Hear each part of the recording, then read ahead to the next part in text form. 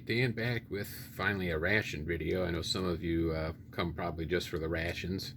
And this is going to be part two of that reproduction Soviet Red Army ration that I purchased. Came all the way from Russia. Took about 4 months to get here. I did the first half of it about a month or so ago. So when I did that one, I got some feedback about, I presented it as like a ration pack. I presented it as like this was what it would be breakfast, and I was going to do like a dinner portion, which wasn't really correct. That's just the format I'm used to doing. But people made the point that this stuff would have been, kind of probably prepared in a small field kitchen environment or individually by soldiers, but it wasn't, as it was issued out. It wasn't really in a MRE type packaging or format. Both the German and the Russian armies primarily relied on field kitchens, and then Germans used iron rations when hot food wasn't available, and the Russians just kind of utilized whatever they could get when a regular food wasn't available. So before we go into looking at the ration items again, we're going to read a little bit from this book here, and it does talk about how sometimes rations were pretty scarce in the Red Army, and but it also talks about what they were supposed to get. So I talked about this book a little bit in the first video. It's the Soviet Soldier of World War II.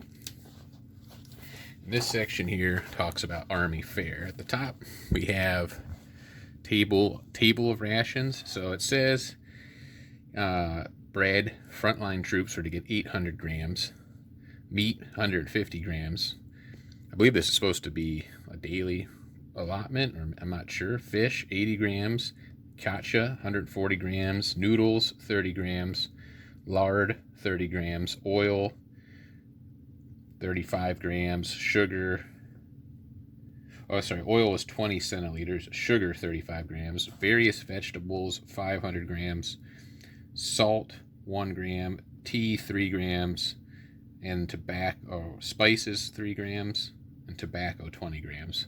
I read some of those a little out of order, but you can kind of see there if you want to pause and look at it.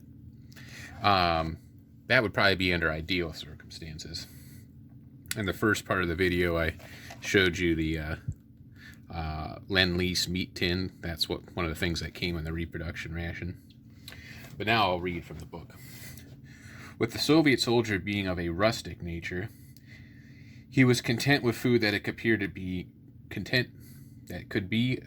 could appear as being poor, but it was adapted and evolved depending on the seasons. During the period of 41 to 43, food was a constant problem as the Germans occupied large part of the Soviet Union, and more particularly the Ukraine, the breadbasket of the USSR. Shortly after the outbreak of war, the People's Commissariat stipulated by Order Number 312, dated 20 September 1941, the amount of rations for soldiers and officers, making a distinction between those who served on the front line and those to the rear. However, on 1 October, given the way the war was going, rations were once more reduced. From this date forward, apart from air and naval forces and military hospitals, the armed forces would receive rations shown on the table above. A meal was generally made up of katcha, a wheat stew, that came in the reproduction ration, accompanied by black bread, between 700 and 800 grams, and some pig fat. It was sometimes made with onions, sunflower, seeds, or sprouts, small salted herrings. If you watch my first Russian ration video, I made some goofs in that one. That was one of my early videos. That one contained Russian sprouts, and they were pretty stinky. So check that one out. Meat disappeared early on during the war and only reappeared with American-supplied tins of beef or pork that were part of the Lend-Lease agreement. So you'll see that in the video. So then here's a excerpt from Stalingrad.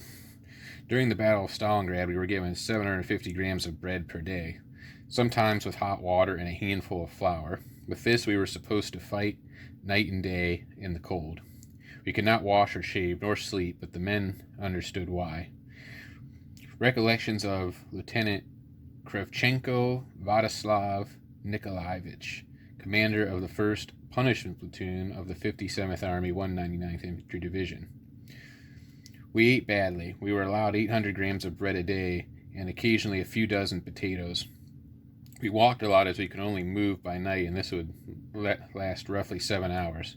This was sometimes pretty tough, especially with a full pack. Recollections of female Lieutenant Sabata Maria Serginjeva, 32nd Guards Division. Depending on the category which soldiers belonged, he could receive extra rations such as butter, cream, sugar, or jam. An aviator or a scout received more rations than the basic rifleman. There were 11 various scales of rationing, with the 11th being reserved for aviators. On the other hand, it is wrongly believed that vodka was distributed at each meal. The appearance of this alcoholic beverage in the Red Army is down to Marshal Vacharlov in 1942, when troops had to launch an attack. Each soldier was given a 150-gram swig by a political commissar. However, as a rule, vodka was drunk by officers only. When water was not available, such as during the Battle of Sebastopol, the troops drank Crimean champagne. So that gives you a little insight there into sometimes the struggles of being a Red Army soldier and finding food. So from there, we're going to go ahead and take a look at what still we didn't look at in the last video, and then we'll get into preparing it. Oh, knocked something over on the table behind me. Any case, so this is a block of pea soup, dried, so we'll boil some water and get that going. We have the biscuits that came and we reviewed these in the last video. They're like hardtack biscuits. Whether this type of elaborate packaging would have been used during the struggles of, or maybe later on, as things started to get better, as a morale booster, kind of similar to the morale K rations that came out later on the US side that have more colorful packaging and everything. That may have been the case. We have the tin of Lend-Lease pork, so we'll open that up and then boil the can. And then we had the porridge. I won't make that again, but it really wasn't bad. If you had some lard or salt to mix in there, it probably would have been a little better. It's a little plain on its own, but it's totally fine. And then we had the tea. So the tea was very good. That would be, if you were lucky enough to get something like that, pretty nice. And then this was another tea I had from the first Russian ration video I did. So that's the contents we're going to check out, and let me get set up to get things heated up.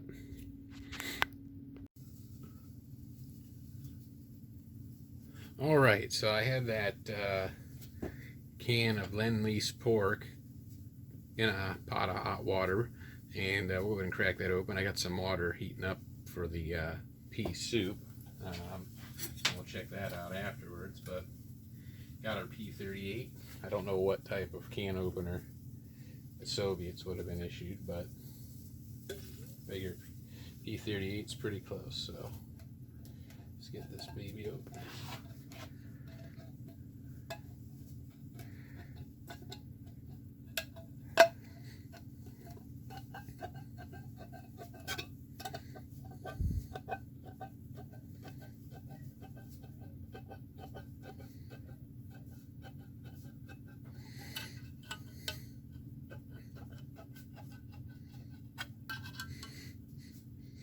Smells good.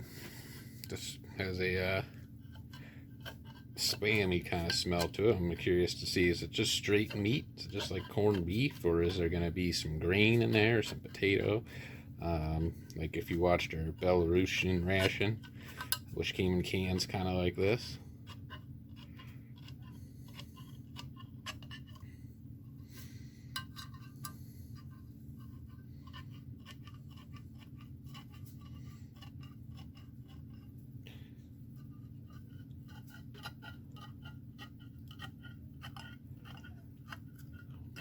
Almost there.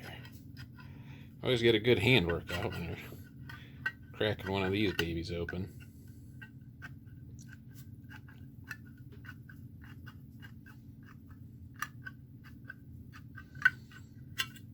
Okay.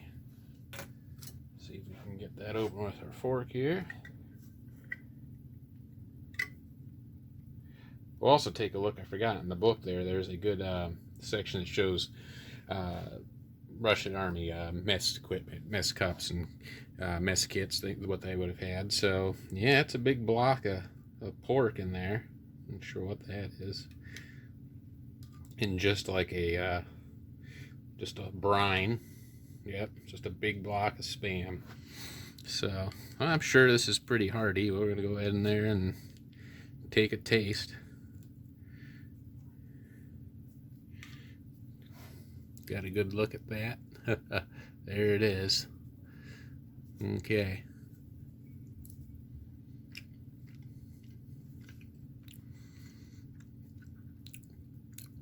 Yep. It's very fatty and salty, as you'd expect. It's very Spam-like, and it's definitely reminds me of what came in the Belarusian field 24-hour field ration. So check that video out on the channel if you'd like to see that. Very well could be made by the same people. The cans are even similar. So it's just kind of like a Spam, but it's more just like shredded pork. It's basically kind of like a corned beef, just a salted pork in a brine. Very simple, but this would have been definitely a welcome addition if you were just getting kind of stale bread and a handful of flour occasionally, you know, or maybe some simple soup in the field kitchen. So we'll set that there, and let's take a look at what the soup looks like before I go ahead and prepare it. According to the website, it says you should cook it for about 20 minutes over a fire. Boil, you know, get it really hot so the peas reconstitute. This packaging's cool. I hate to tear it open, but you know, that's what we're here for. We're here to check this stuff out. So, see if I can slide that out of there. It's in a wax. You can see that's in a wax paper. Without, yeah, maybe.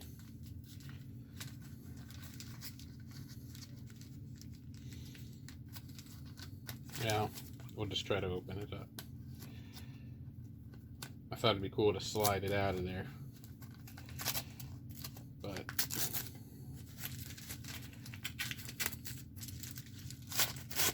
it's a reproduction. We can always get more. That stayed pretty intact, so that'll be cool for display.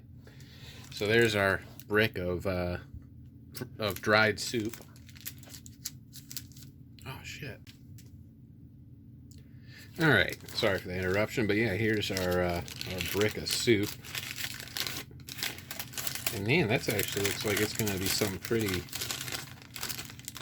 hearty. I mean, look at that. I figured it was just going to be like a green block of like pea paste, but that looks like it's going to be pretty hearty. So I'm try to break off part of it. I don't want to make the whole thing right now, so I'm gonna go ahead and get this in my boiling water, and then we'll be back to see what it's all about. Okay, I'm back with the soup, and so we're gonna go and check that out. Maybe try some of the pork on one of the biscuits, and we'll get this thing finished up. So let's take a look. So I'm sure this needs a little more time, and I may have added too much water, but then again, you know, I'm sure that when they were preparing a soup like this in the field kitchens, it was probably thinned out quite a bit anyway to stretch it out. It looks like you got like lentils in there and some other peas and some grain. It didn't specify all of what was in it, but let's take a look, see how it is.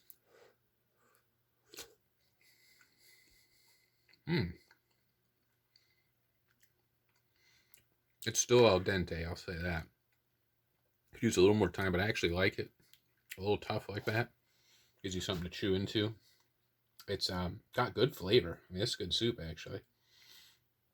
Salty. Not really sure what other seasoning is in it, but it's definitely a good soup.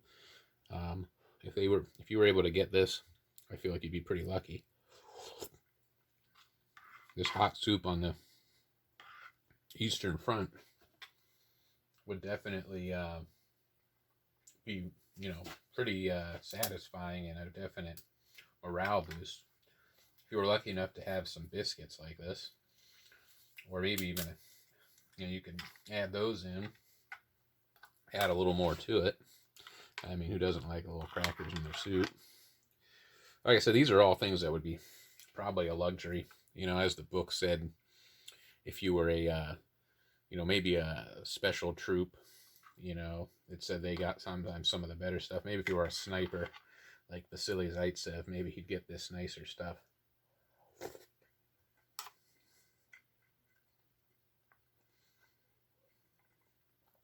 Pardon me. The crackers are definitely a nice addition. If you're going to just buy this ration outside of any historical context, if you're a reenactor and you're going to buy a few of these rations for an event, so far everything's excellent. Totally edible. Like I said, the only thing is it did take several months to arrive. So if you plan on ordering one, make sure you got plenty of lead time on it. Take some of that pork and put it on there. If you had some Lend-Lease pork like this and maybe some of that bread mentioned in the book, that would be pretty good on there. Make a little sandwich or something. If you had the Sprots, the fish, that would be pretty good.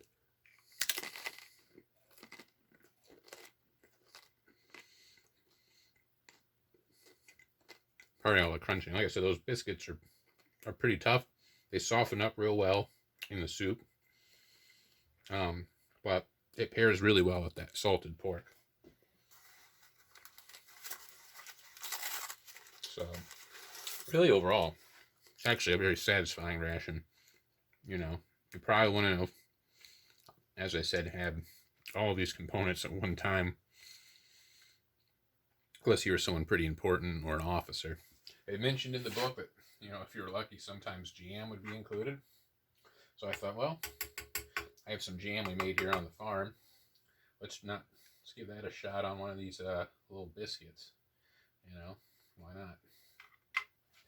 Wasn't included in the original ration, obviously, but something that would go well. Yep. That's a good pairing. So this has been a really, I enjoyed both rations, hopefully you liked this video. I got a little bit more into the history and the realities of food in the Soviet Army during the war. I mean, things improved as time went on, but, when they were really desperate there in the early parts of the war, food was definitely a luxury. And, it was definitely tough to be a Red Army soldier fighting the Germans. So I got other rations lined up. I got a food packet survival general purpose, a 1991 tuna with noodles. I got 93 corned beef and hash. I have several RCWs.